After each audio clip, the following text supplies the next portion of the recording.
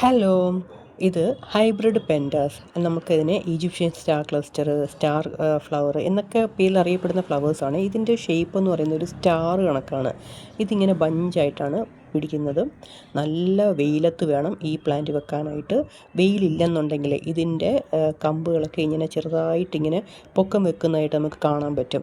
നമ്മളെപ്പോഴും ഇതും നമ്മൾ നേരത്തെ എല്ലാ വീഡിയോസിലും പറയുന്ന കണക്ക് തന്നെ നല്ലപോലെ പ്രൂൺ ചെയ്യണം. ഇടയ്ക്കിടയ്ക്ക് പ്രൂൺ ചെയ്യണം. ഫ്ലവർ വന്ന് കഴിയുമ്പോൾ ആ ടിപ്പ് നമ്മൾ കട്ട് ചെയ്ത് കൊടുക്കണം. നല്ല വെയിലുണ്ടെങ്കിൽ മാത്രമേ ഇങ്ങനെ അടുക്ക് പോലെ ഫ്ലവേഴ്സ് വരത്തുള്ളൂ.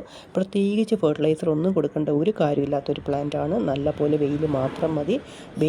നല്ല പോലെ വെയിലത്തും വെക്കുക, നല്ല പോലെ നമ്മൾ പ്രൂൺ ചെയ്തും കൊടുക്കുക. ഇടയ്ക്കിടയ്ക്ക് ഈ ഫ്ലവേഴ്സ് പോകുന്ന ഭാഗം മാത്രം പ്രൂൺ ചെയ്ത് കൊടുത്താൽ മതി. നല്ല പോലെ ഫ്ലവേഴ്സ് വരും. 365 ഡേയ്സും നമ്മുടെ വീട്ടുമുറ്റത്ത് പൂക്കൾ വേണമെന്നുള്ളവർക്ക് പറ്റിയൊരു പ്ലാന്റും കൂടിയാണ്. പ്രത്യേകിച്ച് കെയറിങ് ഒന്നും വേണ്ട.